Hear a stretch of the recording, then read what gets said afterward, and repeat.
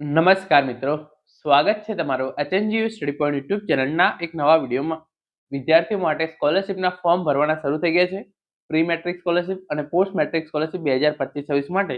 તો એના વિશેની સંપૂર્ણ માહિતી આપણે આજના આ વિડીયોની અંદર જોવાના છીએ. જે પહેલા પ્રી મેટ્રિક સ્કોલરશિપ કે જે ધોરણ 1 થી 10 ના વિદ્યાર્થીઓને આપવામાં આવે છે, અને એના પછી પોસ્ટ મેટ્રિક સ્કોલરશિપ એટલે કે જે પણ વિદ્યાર્થીઓ ધોરણ 10 પછી ધોરણ 11-12 કોલેજની અંદર કોઈ પણ વર્ષની અંદર અભ્યાસ કરતા હોય એ તમામ વિદ્યાર્થીઓને જે છે એ આપવામાં આવે છે. તો પહેલા આપણે પ્રી મેટ્રિક સ્કોલરશિપ વિશે વાત કરી લઈશું, અને એના પછી પોસ્ટ મેટ્રિક સ્કોલરશિપ વિશે જે છે એ સંપૂર્ણ વાત કરવાના છીએ.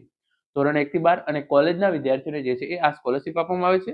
ફોર્મ ભરવાનું અત્યારે ચાલુ થઈ ગયું છે. ફોર્મ ભરવા માટે તમારે કયા કયા ડોક્યુમેન્ટ જોઈશે? એસસી, એસટી, ઓબીસી, ઈડબ્લ્યુએસ તમામ કેટેગરીના વિદ્યાર્થીઓને જે છે એ આ સ્કોલરશિપ આપવામાં આવે છે. તો હવે આપણે એક પછી એક જે છે એ ઇન્ફોર્મેશન મેળવીએ. આ સ્કોલરશિપ માટે ઓનલાઈન ફોર્મ તમે જે છે એ કેવી રીતે ભરી શકો છો એ વિડીયોની લિંક નીચે ડિસ્ક્રિપ્શન બોક્સની અંદર આપવામાં આવેલી છે. તો તમે એ વિડીયો જોઈ તમારું ફોર્મ ઘરે બેઠા આસાનીથી 15 થી 20 મિનિટની અંદર જે છે એ ભરી શકો છો. તમે જોઈ શકો છો જે પહેલી જે છે નોટિફિકેશન છે, સામાજિક ન્યાય અને સશક્તિકરણ મંત્રાલય, ભારત સરકાર સામાજિક ન્યાય અને સશક્તિકરણ વિભાગ જાહેરાત કરે છે વિદ્યાર્થી માટે શિષ્યવૃત્તિ વર્ષ 2025-26 માટે. અનુસૂચિત જાતિ અને અન્ય વંચિત જૂથોના વિદ્યાર્થીઓ માટે પૂર્વ મેટ્રિક શિષ્યવૃત્તિ યોજના અંતર્ગત શાળા શિક્ષણ મેળવવા માટે. તો પહેલા જે છે એ જે વિદ્યાર્થીઓ ધોરણ 1 થી 10 ની અંદર અભ્યાસ કરતા હોય એમને જે છે એ વાત કરી લઈએ. એના પછી 11-12 અને કોલેજના વિદ્યાર્થીઓની સ્કોલરશિપ છે એ આપણે વિગતવાર જોઈશું. તો તમે જે છે એ ઘટક 1 જોઈ શકો છો.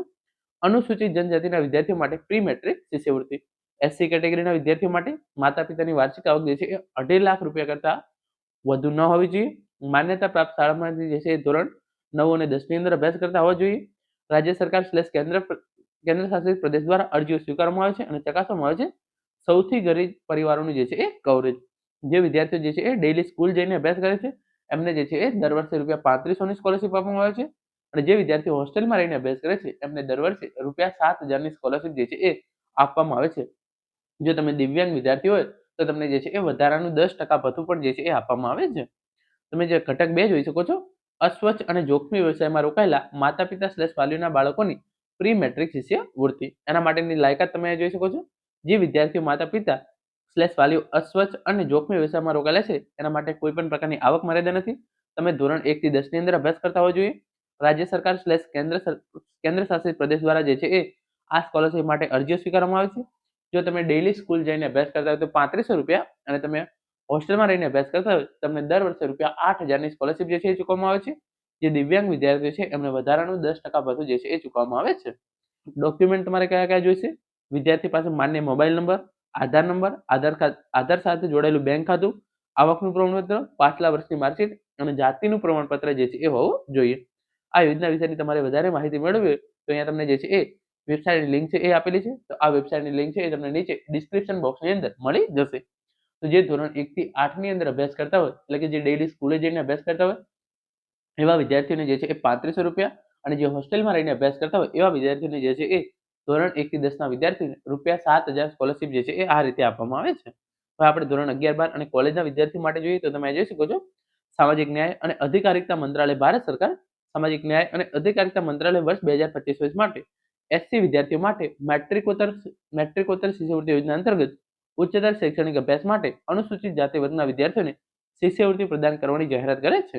અને એના માટે તમે જોઈ શકો છો, માતા પિતા વાલીની વાર્ષિક આવક 2,50,000 એટલે કે 2.5 લાખ રૂપિયા કરતા ઓછી હોવી જોઈએ.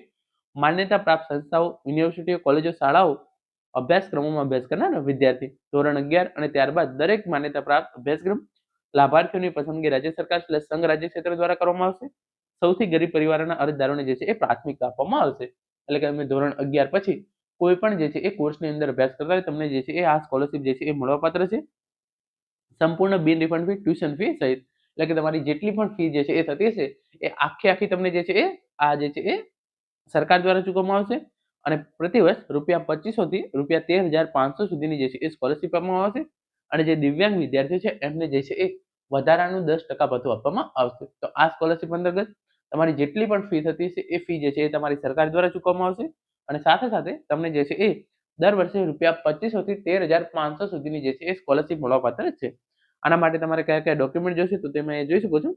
વિદ્યાર્થી પાસે માન્ય મોબાઈલ નંબર, આધાર કાર્ડ નંબર, આધાર સાથે જોડાયેલ બેંક ખાતું, આવકનું પ્રમાણપત્ર, ગત વર્ષની માર્કશીટ અને જાતિ પ્રમાણપત્ર જે છે એ હોવું જોઈએ. અને આ યોજના વિશેની વધારે માહિતી તમે આ વેબસાઇટ ઉપર જઈ અને મેળવી શકો છો. તો મિત્રો આ હતો આજનો વિડીયો, જેની અંદર આપણે પોસ્ટ મેટ્રિક સ્કોલરશિપ અને પ્રી મેટ્રિક સ્કોલરશિપ વિશેની સંપૂર્ણ માહિતી મેળવી છે. આશા રાખું છું આ યોજનાની અંદર તમે જે છે એ ચોક્કસ એપ્લાય કરશો અને આ માહિતી તમને જે છે એ ખૂબ જ ઉપયોગી સાબિત થશે. Thank you so much for watching.